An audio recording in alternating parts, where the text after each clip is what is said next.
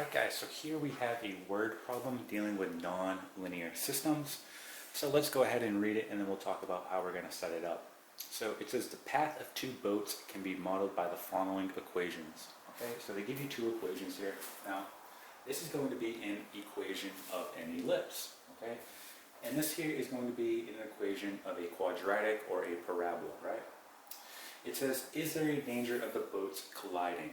Okay, so again, we have the path of both boats right here, modeled by these two equations. Okay, they want to know, is there going to be danger of these boats colliding? Well, think about how you can solve this, right?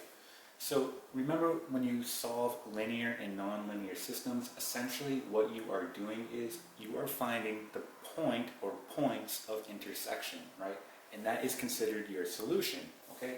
So if we go ahead and solve this non-linear system, and I get a solution, right, that's going to tell me that I have either point or points, right, of intersection here, okay?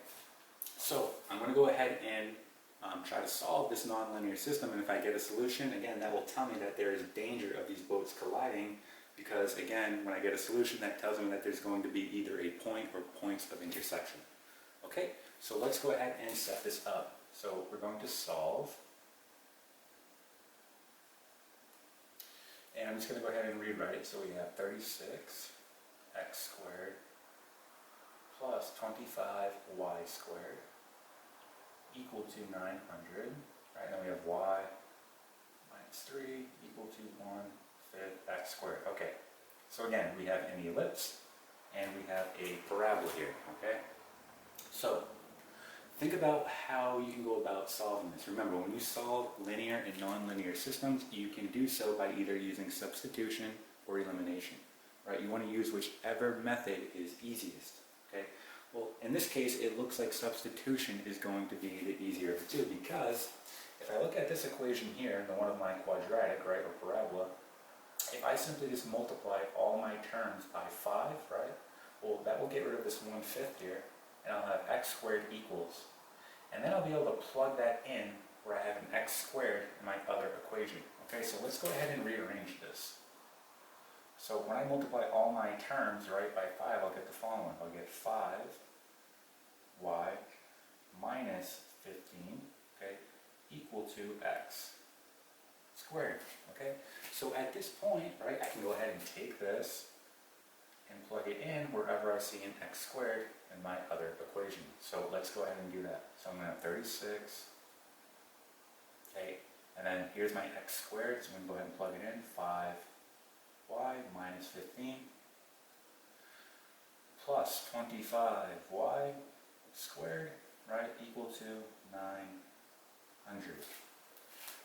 Right, so at this point we want to go ahead and just distribute, right, so we'll distribute this 36 inside the parentheses, so 36 times 5y, we're going to get 180y, right? 36 times a negative 15, we're going to get negative 540 here, and then plus 25y squared equal to 900. All right, why don't we go ahead and just rearrange our terms here? So I'm going to have 25 y squared, right, plus 180y minus 540 equal to 900. So think about what you can do at this point, right? So we clearly have a quadratic here, right? And think about how we can solve quadratics. We can either solve by factoring, right? Or if we can't factor, we can always use the quadratic formula, right, to solve. So again, in this case, we're going to be solving for y. So in order to either factor or use the quadratic formula, right, we're going to have to move this 900 over, right, so we have it equal to 0. So why don't we go ahead and do that? So we're going to minus 900 on both sides, okay? That will cancel, we're left with just 0. So when we rewrite, we get the following. And let's rewrite it up here. So we have 25 y squared plus 180y, right? And this is going to be minus 1,440. This is all equal to 0. Okay? So, now that we have it in that form, right, we can go ahead and think about either factoring or using the quadratic formula. So looking at this, okay, I got some fairly big numbers here. So using the quadratic formula here will probably be more time efficient and a little bit easier. So why don't we go ahead and just use the quadratic formula to solve for y. Okay, so I'm going to go ahead and erase this work here. So again, we're going to use the quadratic formula here.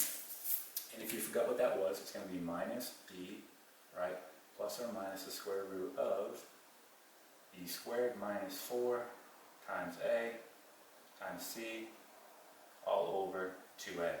And again, if you forgot, this is going to be a, b, and c. Okay? Alright.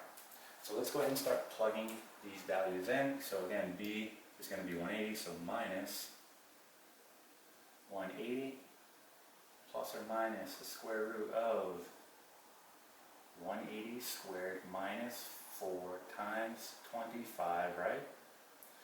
Times negative 1,440. Negative 1,440. Okay, and this is going to be all over, right? 2 times a. In this case, it's going to be 50, right? 2 times 25, so 50.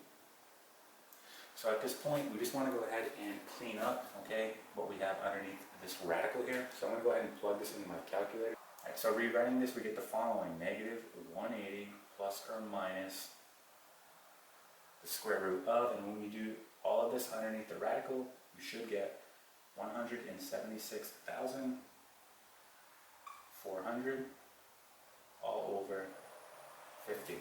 Okay, so we're almost done here, right? We're just going to go ahead and do the rest in our calculator. So you're simply just going to do negative 180 plus the square root of 176,400, right? All divided by 50. And then you're going to do negative 180 minus the square root of 176,400 divided by 50.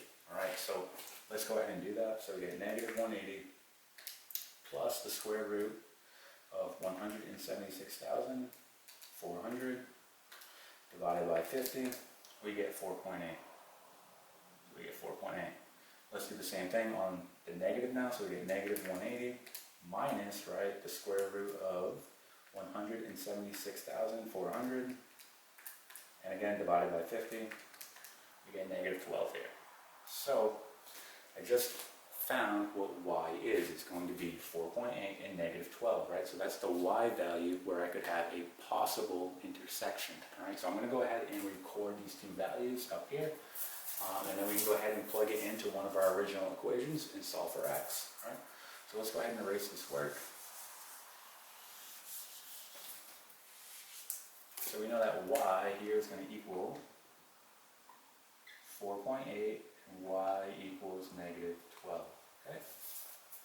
Okay. So all we have to do now is go ahead and plug it into one of our original equations and solve for x. So I'm going to start with negative 12, and I'm going to use this equation right here because it's the easier of the two. So again, it doesn't matter which equation you pick. So I'm going to go ahead and plug in negative 12 for y, so negative 12 minus 3 equal to 1 over 5x squared. Okay, so a negative 12 and a negative 3, that's negative 15 equal to 1/5, right? X squared. Multiply both sides by 5, you get negative 75 equal to x squared. Now look what happens when you're going to try to solve for x here. You're going to take the square root on both sides, and you're going to get the following: x equals, right, the square root of negative 75. So I have a negative underneath that radical, meaning, right, this is going to be an imaginary number, right? So since I got an imaginary number here, this tells me that, okay, this is not going to be part of my solution, right? Because I got an imaginary number for my x value here. Okay, so this is not going to be part of our solution, meaning it's not going to be a point of intersection, right? All right, let's try it now for 4.8. Okay, so we're going to use the same equation, so just plugging it in, we get 4.8 minus 3 equal to 1/5 x squared, right? So 4.8 minus 3, we're going to get 1.8 here, equal to 1 over 5x squared, right? Multiply both sides by 5, so 1.8 times 5, we get 9 equal to x squared. Take the square root on both sides, and x equals, right, plus or minus 3. Okay? So what this tells us is we have actually 2 points of intersection, and they're going to be the following, right? I plugged in a 4.8 for y, and I returned, right, a plus and minus 3 for x. So for example, one point is going to be positive 3, comma, 4.8. The other point is going to be negative 3, right, 4.8. Okay, so this is going to be my solution here. Again, I have 2 points of intersection, meaning, right, there's definitely going to be a danger of these boats colliding, right? Not just one time, but 2 times, because again, I have 2 points of intersection, right? So their paths actually cross at 2 different points. Okay, so again, yes, there is going to be danger of these boats colliding. All right, and that is it.